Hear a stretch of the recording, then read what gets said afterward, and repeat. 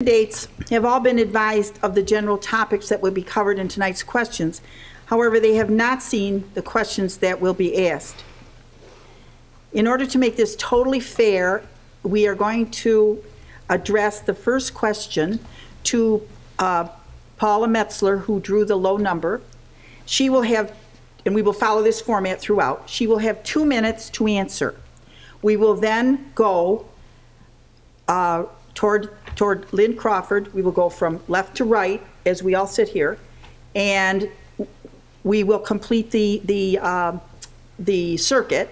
The next question then will go to Lynn Crawford. We are going to follow left to right again, and the next, and in this case, we will go right to left, so that we will totally mix up the order of speaking, so that everybody has an even opportunity to express their opinions, and we will just have a total mix-up of answers, so that you will be able to clearly understand their positions.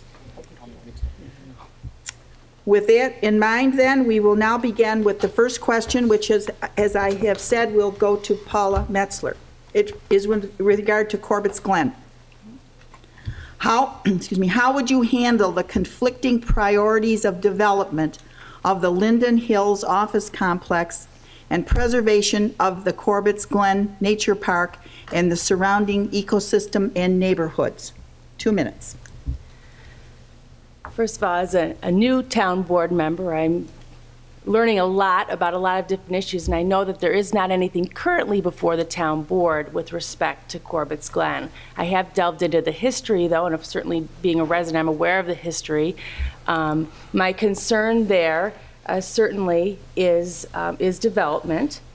I understand that there's a 15-acre parcel that was a former sewage treatment facility.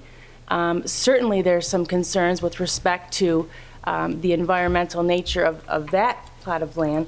I know we also have an area that's within Brighton as well, so there's an opportunity for us to work with Brighton with respect to Corbetts Glen. The idea of a multi-level parking garage concerns me.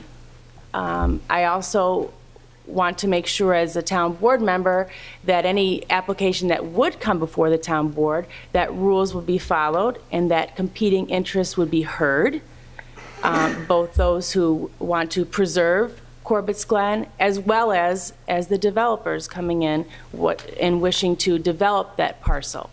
As I said, the historical perspective that I have is very important to me, and Corbetts Glen is as well. The preservation of natural habitats is an interest that needs to be looked at.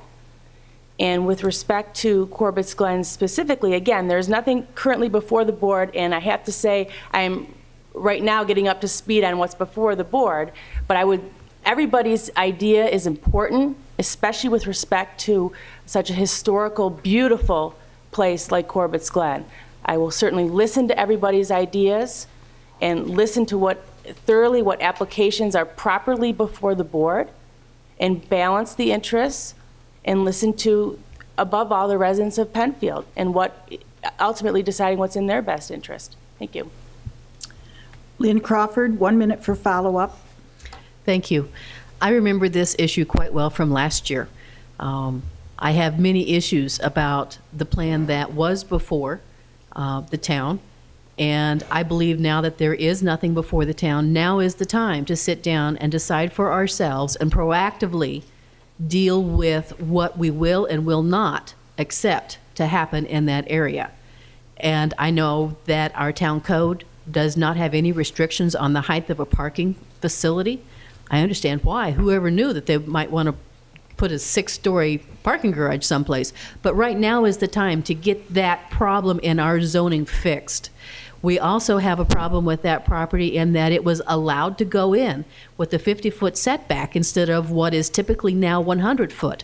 So any development at all on that property is going to be that much more magnified because it's not really right now. I, as a town council member, would look very hard into the ways to do it right, do it now, before something else comes before the board for that property. Tony LaFountain, 1 minute. Thank you. I was looking back today, and I noted that it was May of 1995 that I was the town board liaison to that particular area, the Oshkosh Sanctuary, the Corbetts Glen area. And at that time, there was a group of people, and there was a lot of good dialogue and conversation that was going on. That needs to continue. That is a very sensitive area. That is a very beautiful area. That's one of the many jewels that we have within this east side that covers both Penfield and the Brighton area, and would look forward to picking back up and working with the Corbetts Glen group to make sure that we're doing everything we can to protect that area. Thank you. Margaret Trevette, 1 minute. After so many people have talked about it, it's hard to come up with new things, but I think it's very important to listen to the Allens Creek Corbett Glens Preservation Group and get their input on the situation, especially people that are impacted by any development around Corbetts Glen. I don't know about, I imagine most of you have all been treated by the beautiful beauty of Corbetts Glen and its wildlife and everything around it. I would say that the planning board and the zoning board are very essential, and they have many good members on it, and I would look to their expertise as well as to giving the town their ideas and what should happen with any developer that would come into Corbetts Glen or in the Corbetts Glen Linden Park area. Thank you. Steve Nazarian, 1 minute. Thank you. I had the pleasure of playing in Corbetts Glen as a child, and before it was formally trailed and formally marked, and I'm sure I shouldn't have been there at the time, but it was great fun.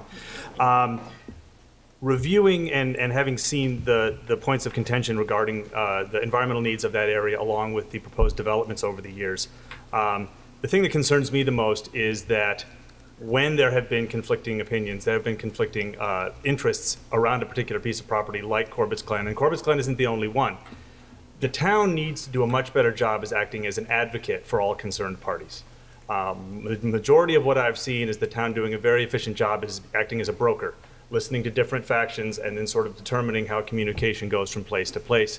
What needs to happen is the town needs to act as a facilitator, a moderator, bringing all groups together and working out what might be a reasonable compromise for all concerned parties. And a place like Corbetts Glen is particularly tricky where you have commercial interests and very sensitive environmental interests. Thank you. Andy Moore, 1 minute. Sure, certainly. The parcel that we're talking about is a 14-acre parcel which is adjacent to the Corbetts Glen. So it's not directly in Corbetts Glen, but it's adjacent to it.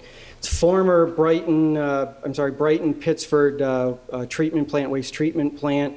It does have some environmental issues attached to it. I agree with everybody up here. And again, when you get down to us, there's not much else you can say. You always have to consider the environmental interests surrounding a particular piece of property.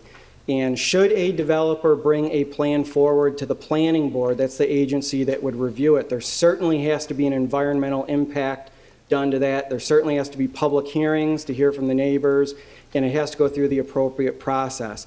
But nonetheless, I would hope that any developer that would want to develop that land would see what the environmental impacts are, take the lessons learned from the former plans that are no longer before the planning board, and take the interests of the residents at heart. Thank you. John Albright, 1 minute. I believe I'm the only person in the room that's had the opportunity to cast a vote representing the people of Penfield on any of these applications in the Linden Tech area as a Zoning Board of Appeals member. I think that we need to act on this in lack of a proposal before the boards right now. I think we need to act today, study the entire issue, possibly create a moratorium at this point in time while there is no application before any boards, and examine from all perspectives everyone that's involved and determine what's the best course of action before another application is presented to the town. And I think that's the best way that we can address this. Thank you. Following the agreement